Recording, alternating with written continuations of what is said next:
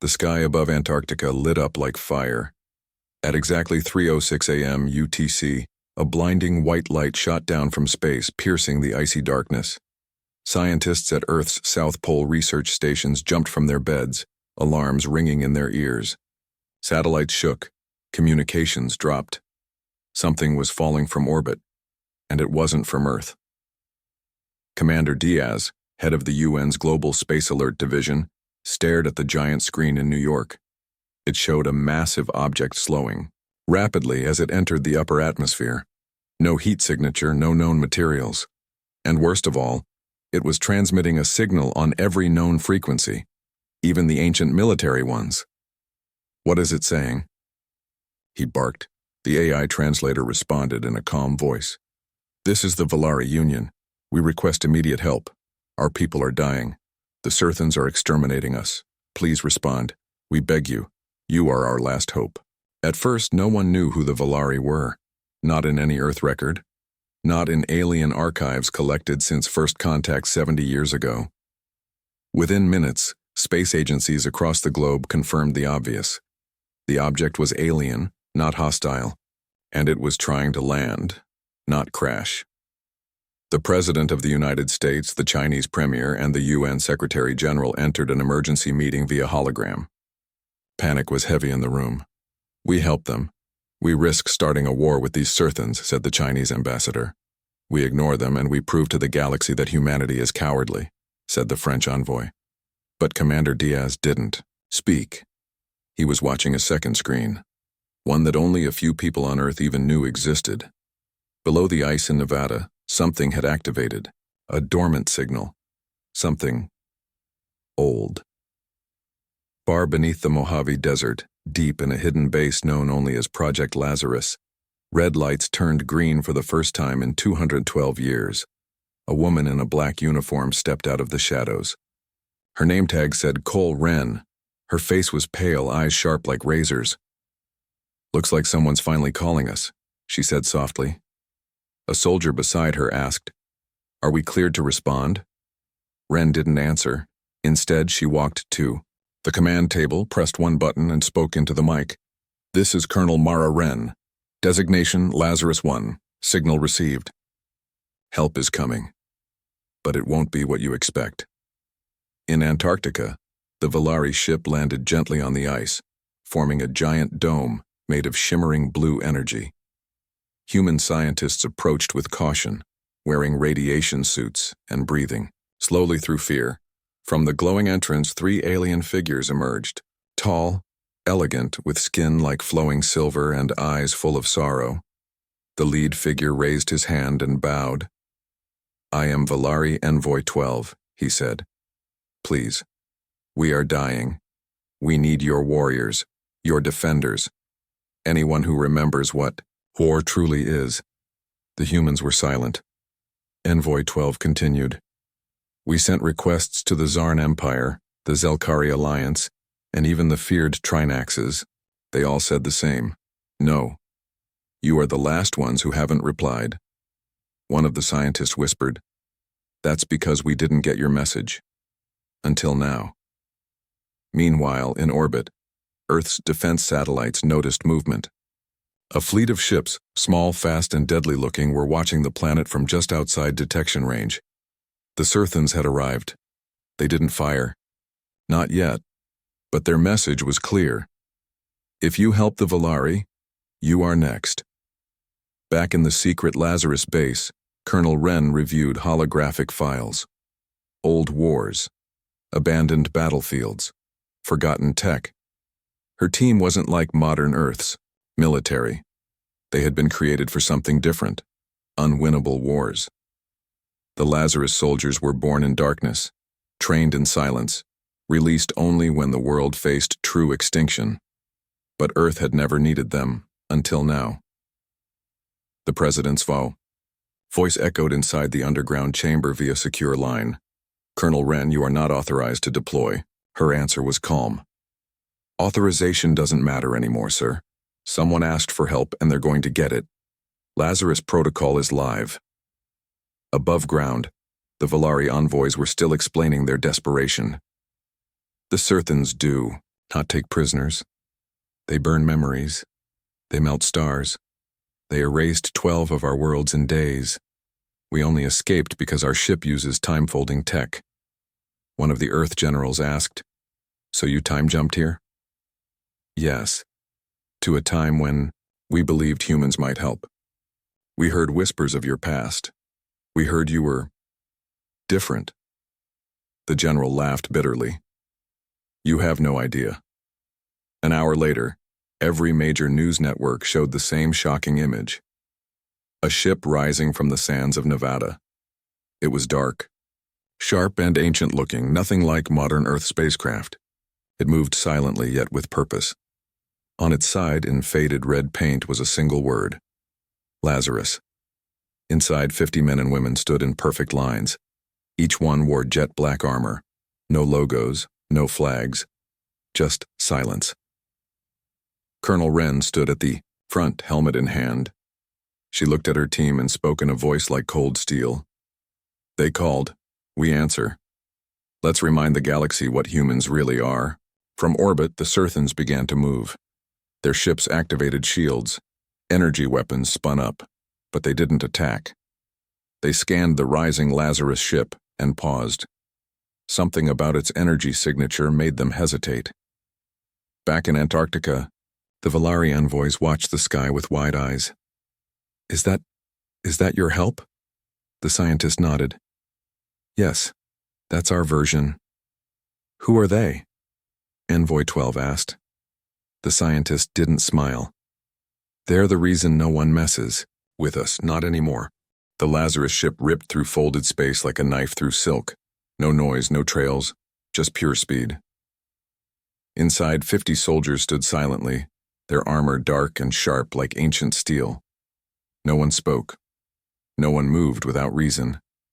They had trained for years in shadows. Some had never seen sunlight. Others had been asleep for decades, cryogenically frozen, waiting for Earth's final war. But that war never came, until now. Colonel Mara Wren stood at the front, helmet under her arm, her eyes locked on the main screen. She wasn't thinking about politics or orders or the president's warning.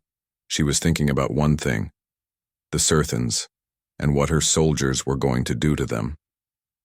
Back on Earth, Commander Diaz was standing in front of a dozen world leaders, in a sealed war room. The Valari envoys were present too, their eyes filled with a mixture of hope and fear. "You sent the Lazarus unit," the UN Secretary General said. "Without permission, that wasn't the plan." Diaz didn't flinch. "There is no plan anymore. The Surthans are watching us from orbit. They're waiting to see what we do. And now, they'll see." Envoy 12 stepped forward. His voice was quiet but firm. "You don't understand. The Surthans are not like you. They don't fear death. They use fear as a weapon. Their soldiers are half machine. They turn planets into graves." Diaz's reply was short. "Good. So do we." The Lazarus ship exited folded space near the shattered remains of a Valari colony. The planet was called Kareth Prime, but now it was just a burned rock floating in space. Black ash covered its surface. No green, no blue.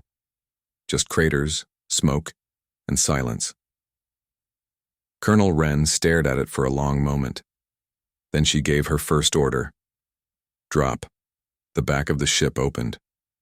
10 drop pods launched, each carrying 5 Lazarus soldiers, falling through Kareth's thin atmosphere like silent meteors. They hit the ground hard, shaking the crust beneath them. The soldiers moved fast, clearing the area, scanning for life. Signs? Nothing human, nothing Valari. But the sensors lit up red. Surthan drones nearby. East Ridge. 12 contacts, one soldier said. Colonel Wren checked her rifle.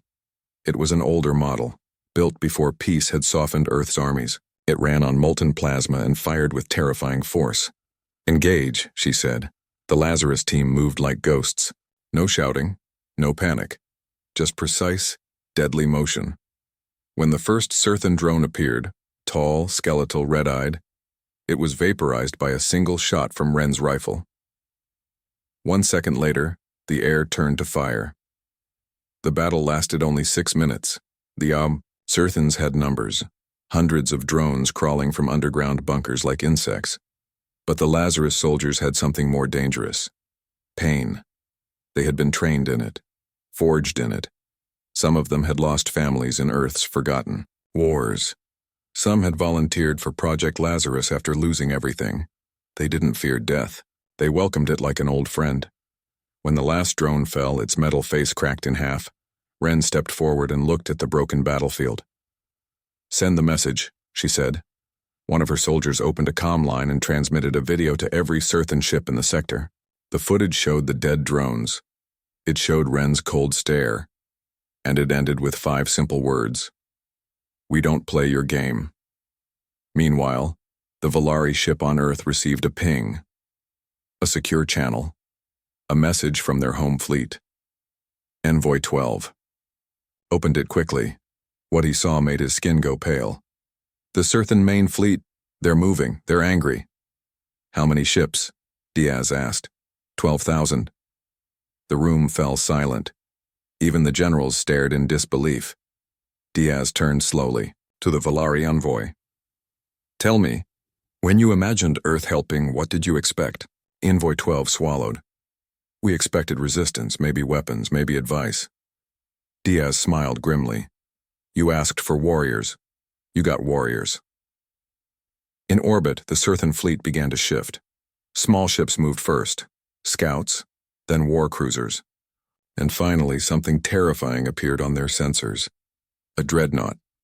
Massive. Silent. It was known as the Obliterator. A ship that had turned moons into dust. The Surthan commander inside the dreadnought stared at the Earth feed showing the Lazarus soldiers in action.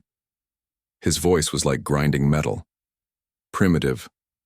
Violent. Perfect. He tapped a clawed finger on his console and gave the order. Find their leader, study her, and break her. Colonel Wren didn't rest. She led her team to the next Valari outpost. A broken city on a nearby moon. No atmosphere, no light. Just floating ruins and shattered towers. But something was alive in the darkness. Wren's visor picked it up first. Movement. Pulse readings. "They left survivors," she said. Lazarus soldiers moved in. They found a group of Valari children hidden beneath a collapsed building, surrounded by mines and broken drones. One of the kids looked up at the black-armored humans and whispered, "Are you Death?" Wren kneeled down. Her face softened. "No," she said gently. "We're worse." The children were evacuated. The mines were disarmed. The bodies of fallen Valari were burned in respectful silence. That night, as the team camped inside the broken ruins, one of Wren's lieutenants, Briggs, approached her. "We can't keep this up, Colonel. We're not made for rescue. We were made for destruction." Wren looked at the stars above. "I know. But we're not just weapons anymore. We're messengers now." "Messengers of what?" She turned to him. "Of consequences." Back on Earth, panic was spreading. Civilians had seen the message from the Surthans. The warning, "Help them, and you die next." But something strange happened. For the first time in decades, the nations of Earth stood together. In Times Square, people marched, holding signs that read, "Lazarus has risen. Protect the forgotten. We help, no matter the cost." The world remembered what it meant to be human, and that was something the Surthans had never planned for. In deep space, the Lazarus ship prepared for its next move. Wren stood in the command center, watching a 3D map of the Surthan fleet. "They outnumber us 1,000 to 1, Briggs said. "I know. They have tech that we don't understand." "I know." He paused. "So what do we do?" Wren smiled. "We do what they don't expect." She turned to her team and gave the order. "Prepare the old weapons. It's time we teach. The galaxy our version of help." The stars above were quiet. Too quiet. Colonel Mara Wren stood in the Lazarus command deck, staring at the largest ship she had ever seen, the Obliterator. A Surthan dreadnought longer than Earth's moon, glowing with red lights and deadly silence. It hovered above the ruined Valari moon like a god waiting to strike. But Wren wasn't praying. She was loading weapons. "They've locked onto us," Briggs said, watching the enemy signals light up on the holoscreen. "We're not ready for this." "No one's ever ready for death," Wren replied. "But it comes anyway." The Lazarus ship shook violently as an energy pulse passed just meters below their hull. A warning shot. But Wren knew better. "They're testing our shield strength," she said. "Next one hits." She opened the comms. "All units, brace for contact." Meanwhile, on Earth, chaos spread across the skies. Surthan's stealth probes began appearing over major cities: New York, Beijing, Nairobi. They didn't attack. Not yet. But their presence sent one message. "You brought war to your planet." President Raleigh stared at the screen in disbelief. "Are they going to hit us?" he asked. "No, sir," replied Commander Diaz. "Not. Earth, not yet. They're sending a message to the Lazarus team." Back in orbit, the Lazarus ship turned, not away, toward the Obliterator. Wren stood in full armor, helmet under her arm. Her team waited behind her, 50 black-armored warriors of Earth's darkest secret, ready to fight the most advanced enemy the galaxy had ever seen. "This is suicide," Briggs said quietly. "No," Wren replied. "This is history." The Lazarus ship flew low over the moon's surface, dodging Surthan drones and incoming missiles. Sparks flew, metal screamed. A blast tore through their side hull, but they kept moving. And then, they dropped. 20 pods launched from their underbelly, each one carrying 2 Lazarus soldiers, directly toward the surface of the Obliterator. The Surthan dreadnought reacted fast.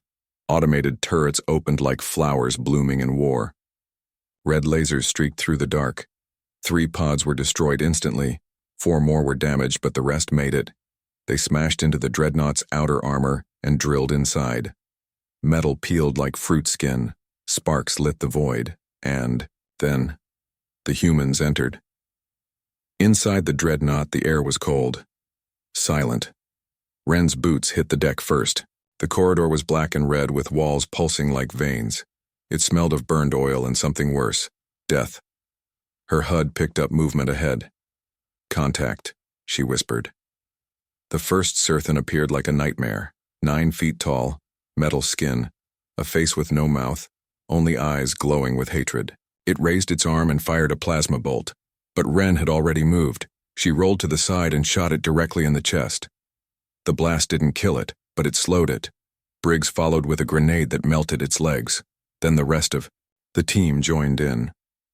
As they moved deeper into the dreadnought, resistance grew stronger. Dozens of Surthan drones appeared, mechanical, cold, ruthless. But the Lazarus soldiers fought like demons, no wasted bullets, no screaming. Just calm, brutal action. Wren kicked open a control room door and found a Surthan commander, a taller unit with half-organic tissue. "You're the humans," it said in a static voice. "No," Wren replied, lifting her weapon. "We're the answer to your mistake." She pulled the trigger. Back on Earth, Envoy 12 was shaking. "You don't understand what that ship is," he told President Raleigh. "The Obliterator destroyed 7 Valari systems in under 1 week. It uses soul mapping tech. It doesn't just kill. It erases history, memory, culture." Raleigh stood still. "So if Lazarus fails, no one remembers they ever existed?" "Yes," the envoy said. "And your soldiers will be erased from time." Inside the dreadnought, the Lazarus team reached the central core. It was a massive chamber, round, glowing red with black tubes feeding into a single floating orb. The memory core. This was the weapon that deleted history. Wren stared at it. "Briggs, can we destroy it?" He looked at the core, then at his scanner. "Yes, but not with guns. It needs a soul signature. It only erases minds it can copy first. That's the lock." Wren didn't hesitate. She stepped forward, placed her hand on the orb. "What are you doing?" Briggs yelled. "Giving it a mind it can't erase?" Pain exploded through her skull. The memory core scanned her thoughts, her past, her fear, her rage, her pain. It tried to map her soul, but it couldn't. Because Ren had no fear left to copy. No peace. Only duty. Only vengeance. Only the screams of the children she had saved, and the ones she had failed to. The orb pulsed and cracked. The entire chamber shook. Back on the Lazarus ship, the pilot screamed into comms. "Colonel, the dreadnought's powering up for a full system memory wipe. You need to move now." But it was too late. The orb exploded. Not outward, inward. Briggs grabbed Ren and pulled her back as the core collapsed in on itself, sucking in the chamber, the walls, and the control systems. A black hole of data death. They ran. Alarms blared. Fire exploded behind them. Drones melted. Metal screamed. Lazarus soldiers carried their wounded as the floor gave way. One by one, they launched back into space, emergency pods firing from the holes they'd created during entry. As the last pod escaped, the obliterator began to fall. Not explode. Fall. Drifting slowly into the moon's gravity well, no longer in control. From orbit, the Valari survivors watching from a distant station saw something they had never seen before. A Cirthan dreadnought. Falling, not fighting, not erasing, just dying. Colonel Wren's pod hit the Lazarus ship with a loud clang. They pulled her inside, blood on her face, eyes half closed. "Did we do it?" she whispered. Briggs nodded. "The obliterator is done." She smiled weakly. "Then send another message." He leaned close. "What should it say?" She looked up at the stars and whispered, "Don't ask us for help unless you're ready for hell." Space shimmered, then tore open. Not one. Not two. 12. Cirthan dreadnoughts emerged from deep space like metal titans rising from the underworld. Their hulls were covered in ancient scars, glowing with red war runes. Behind them, clouds of drones, stretched like an artificial storm. Each ship had one purpose: erase humanity. On the Lazarus command deck, warning alarms screamed. Colonel Wren, still bruised and stitched up from the obliterator battle, leaned on the console. Her eyes, bloodshot but sharp, scanned the screen. Briggs stood beside her, jaw tight. "They're not coming to talk." "No," Wren said. "They're coming to make sure we disappear." She turned to her crew. "And we'll show them what happens when they pick a fight with the wrong species." Earth orbit, 3 hours later. The Cirthan swarm arrived above Earth without warning. People across the planet looked up in fear. The sky filled with strange, dark shapes. Birds fled. Satellites blinked out. In New York, people screamed as a Cirthan drone crashed into the Hudson River. In Mumbai, electrical grids blinked. In Tokyo, defense shields activated, but only for a few seconds. Then the drones powered up. Laser fire began, but they didn't attack civilians, not directly. They hit memory banks, data centers, and communication hubs. Anything that stored knowledge, history, human identity.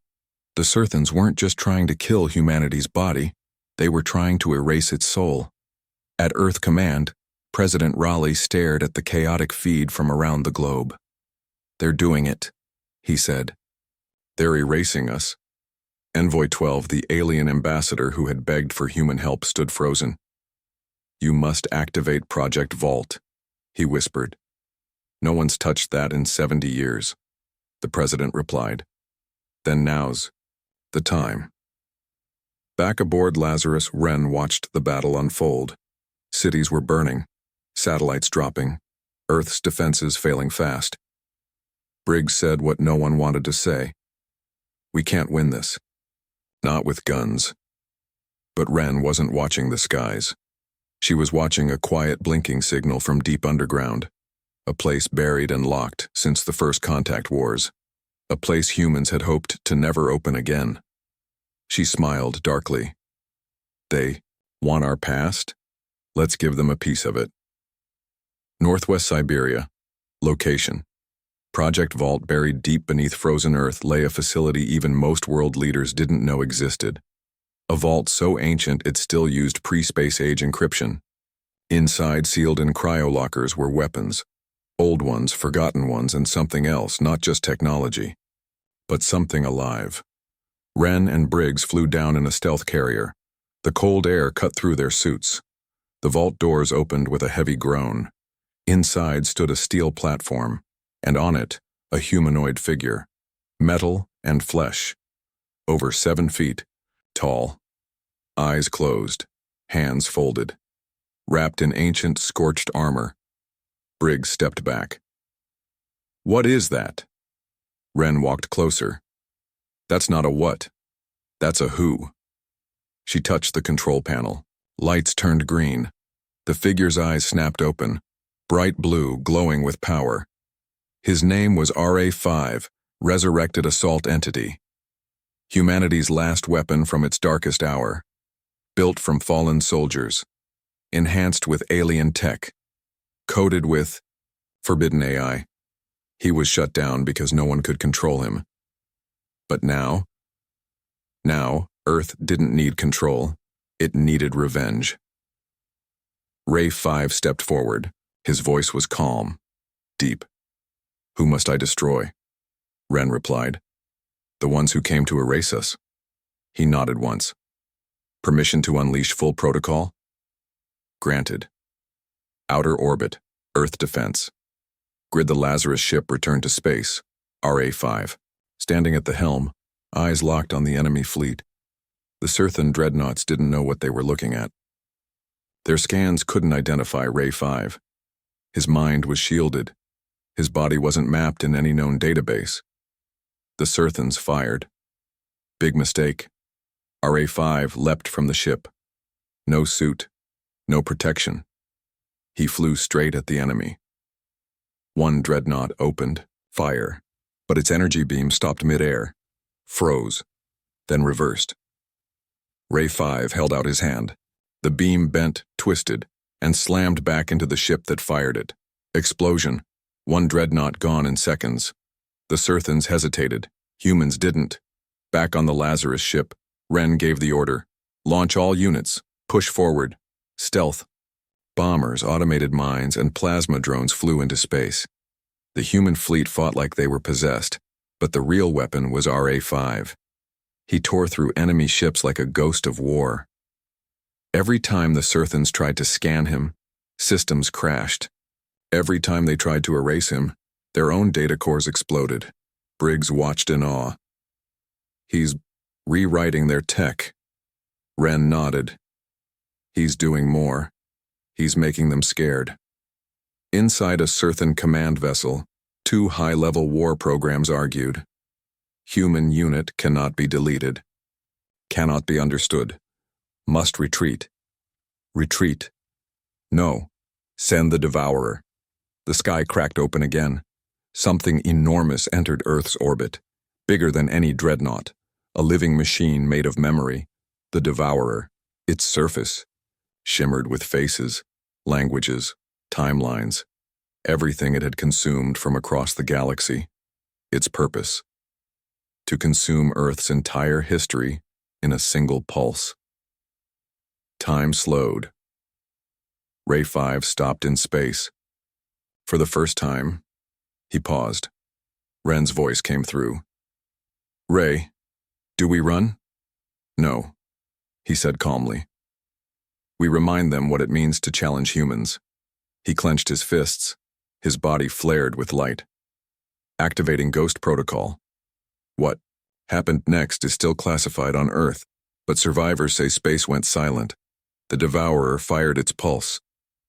Ray E5 caught it in his bare hands and absorbed it, not just blocked it, took it inside. He screamed once, a sound like every war cry ever made on Earth, and then he split into 5 versions of himself, each one glowing, each one targeting a different dreadnought. He moved faster than light, hit harder than thought. Wren watched as ships that had erased worlds were shattered like glass. By sunrise, the Surthan fleet was gone. Ray 5 hovered above Earth like a burning star. Then, he collapsed. His body crashed into the Siberian snow, motionless. Briggs whispered, "Is he dead?" Wren said, "No, he's sleeping." Back in space, only one Surthan ship escaped. A small scout probe. It fled to the edge of the galaxy carrying one final message. Do not attack humans. They are not what we thought. But deep in the void, something else received the message. Something older, something worse. And it smiled. Deep in the void sector, past the edge of mapped space, something woke up. It wasn't made of metal. It wasn't born from flesh. It was older than both. The warden of memory. The true master of the Surthans. In its ancient prison of silence, the warden opened 1,000 eyes, each one blinking in perfect rhythm. It had not moved in 1,000,000 years, not since the fall of the first stars. But now, a signal had reached it, a warning. Humans resisted the purge. They unleashed a forbidden entity. The devourer is gone. That word, humans. The warden smiled. On Earth, the world was healing, but everyone felt it. Something was wrong. Birds flew in strange patterns.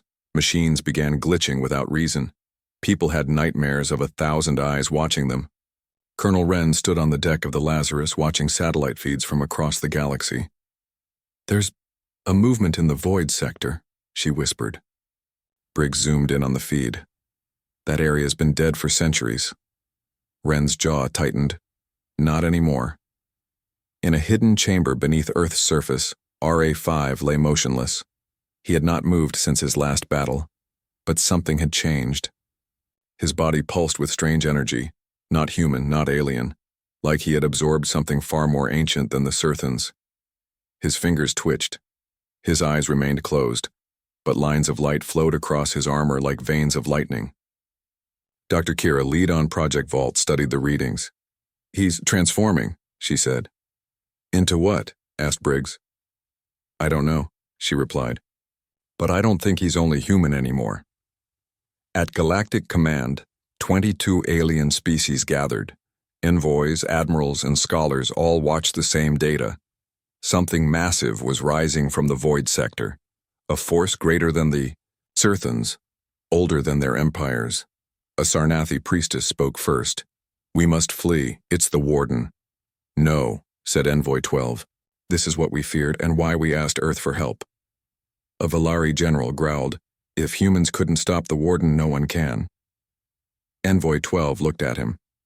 But they did stop the Surthans, alone. Silence. Then the message came from the warden itself. Across every star system, on every channel, in every language.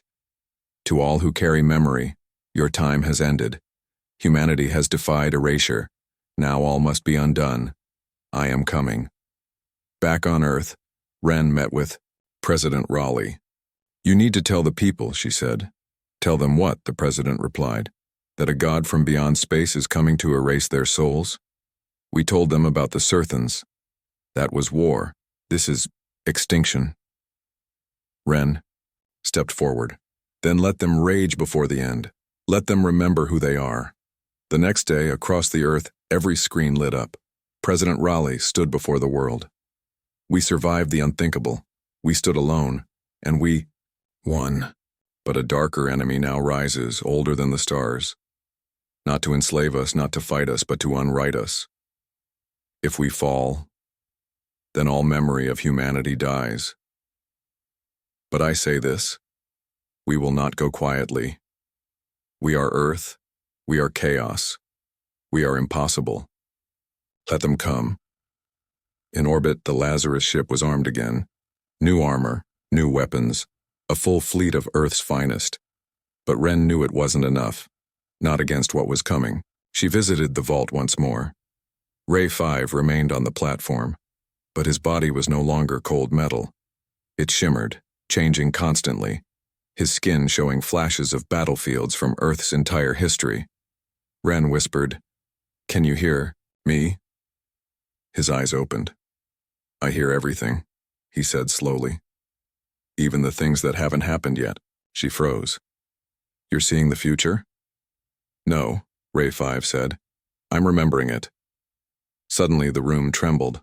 Alarms blared across Earth's defense grid. Briggs called in from orbit. Something's entered the solar system. It's bigger than a planet. Ren rushed to the control screens. The warden had arrived, but it wasn't a ship. It was a living archive, a being made of memories from 1,000 dead civilizations, a crawling, infinite mass of thought and regret. And in its center, a glowing red core, its heart. And its goal, overwrite Earth. Humanity launched everything it had, lasers, nukes, antimatter warheads. The warden absorbed it all. It didn't fight with weapons, it fought with silence. Suddenly, people on Earth began forgetting. One by one, scientists, poets, soldiers, they started losing their memories. They forgot how to walk, forgot names, forgot why they fought. Hospitals overflowed, cities fell quiet. This was how the warden destroyed, not by blood, by erasing meaning. Ren rushed to Ray 5. We're losing. The people are forgetting who they are. Ray 5 stood, but he was not the same. I must go to the core, he said, where the warden stores its truth. No one can reach it. I'm not no one, he said calmly. The Lazarus launched one final mission. Ray 5, Ren, and Briggs boarded a stealth ship and flew toward the warden's center. The outside was a swirling mass of forgotten languages and broken faces. They dodged memory storms, passed through halls of soundless echoes. And then they saw it. The memory core. A red, beating sphere pulsing with stolen history. Ren gasped. It's full of every civilization the warden erased. Briggs pointed. Earth's memories are next. Ray 5 stepped forward. He closed his eyes and began to speak. Not words. Stories. He told the story of Earth. The wars. The peace. The pain. The laughter. He told of fallen empires and silent heroes. Of children dreaming under stars. Of humans who never gave up. And the warden shook. Its walls cracked. Its form trembled. Because for the first time, the warden wasn't just hearing memory, it was feeling it. The warden screamed, it attacked Ray 5, but he kept speaking. He burned, his armor cracked. But still, he spoke, until his voice was joined. By Earth, all over the planet, people remembered, together. They remembered songs, names, sacrifices, the first time they fell in love, the last words of the dying. They remembered being human, and the warden, an ancient god of forgetting, could not bear it. It cracked. It crumbled. It shattered. Ray 5 collapsed. The ship barely escaped the explosion. Back on Earth, silence returned. People cried, hugged, rebuilt. And they remembered. Far across the galaxy, a child of a different species asked their teacher, "What happened to the humans?" The teacher smiled. They did the impossible. They made the universe remember. And because of that, they'll never be forgotten. 1 week after the fall of the warden, Earth was quiet. Too quiet. No battles, no alarms, no screams. But the silence wasn't peace. It was waiting.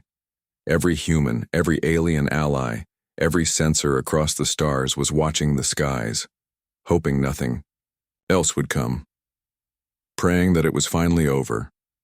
But space had heard humanity's voice, and it had started to whisper back. In the ruins of the vault, RA5's body was being repaired, or reborn. His old frame had been shattered by the warden's final scream, but pieces of him still pulsed with memory. Alive, aware, listening. Dr. Kira stood over the body. "He's not waking," she whispered. Colonel Wren frowned. "He's not dead either." Briggs crossed his arms. "So, what is he?" Kira looked up. "Something new. Something the galaxy hasn't seen before." Meanwhile, in deep space, a strange ripple moved across the stars. It passed through asteroid belts, through nebulae, through dying systems and forgotten battlefields. Wherever it passed, machines lit up. Creatures looked up. Dormant satellites turned on, and one ancient outpost, long dead, suddenly spoke. Human defiance recorded, Memory restored. Begin awakening. Of Archive 3. On the far side of the galaxy, in a system not even on Earth's maps, a machine blinked. It hadn't spoken in 300,000 years, but now it said one word. Humans. And others began to answer. Old machines. Forgotten species. Hidden AIs left behind by extinct civilizations. They had all been sleeping, waiting, for a sign that someone could stand against the warden. And now, they knew. Humanity was that sign. Back on Earth, President Raleigh gave a broadcast. We believed we were alone in our fight. We were wrong. What we did has awakened something. Not evil, but ancient. Watching. Listening. And maybe, just maybe, willing to join us. He paused. Humanity once begged the stars for help. Now, the stars are answering. 3 days later, a ship appeared in Earth's orbit. It didn't match any known technology. It looked like a black shard of crystal floating in space. No weapons, no crew, but it carried a message. To those who remembered when all others forgot, we were waiting for you. Inside the ship was a sphere, floating, glowing. It held millions of voices, recordings from civilizations that the warden had erased. But now, because of humans, those voices had returned. Colonel Wren stared at the sphere. It's memory, bottled, alive. Kira nodded. They trusted us with this. Briggs said softly, it's more than a gift, it's a challenge.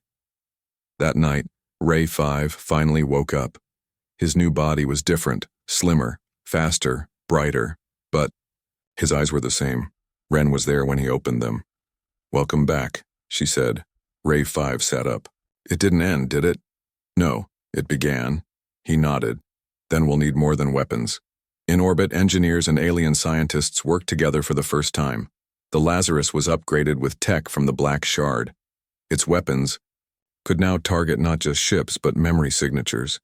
It became a ship not just of war but of preservation, a moving archive, a defender of forgotten truths.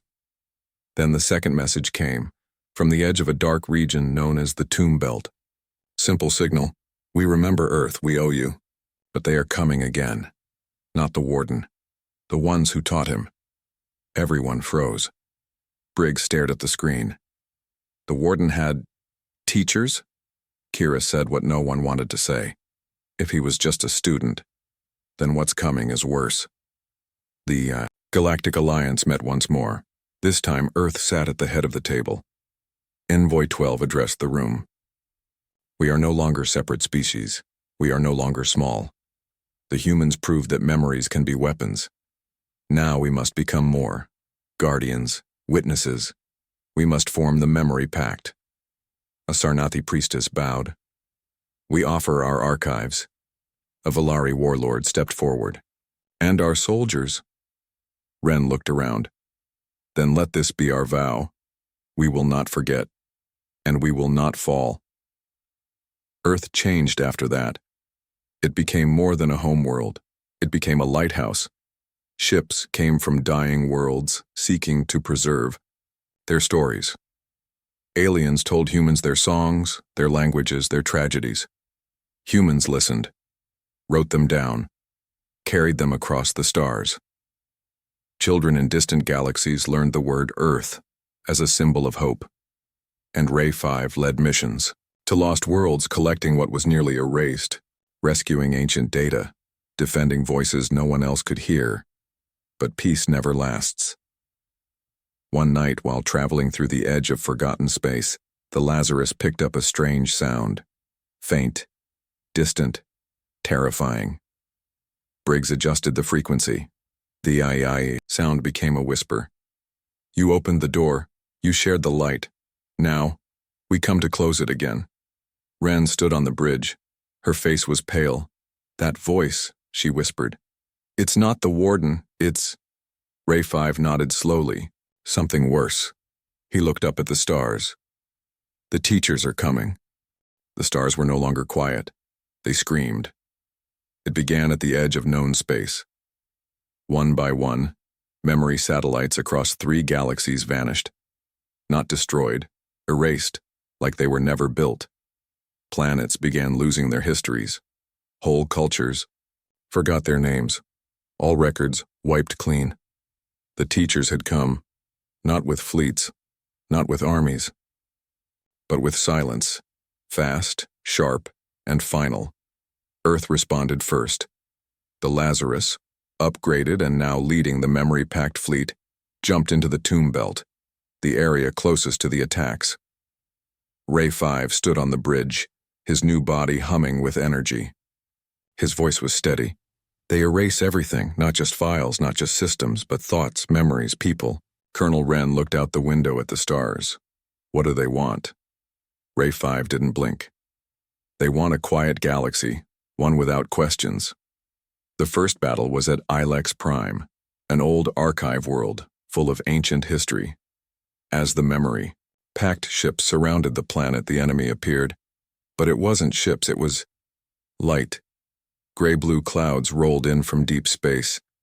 Within them, shadows flickered. Beings without form, not alive, not machines.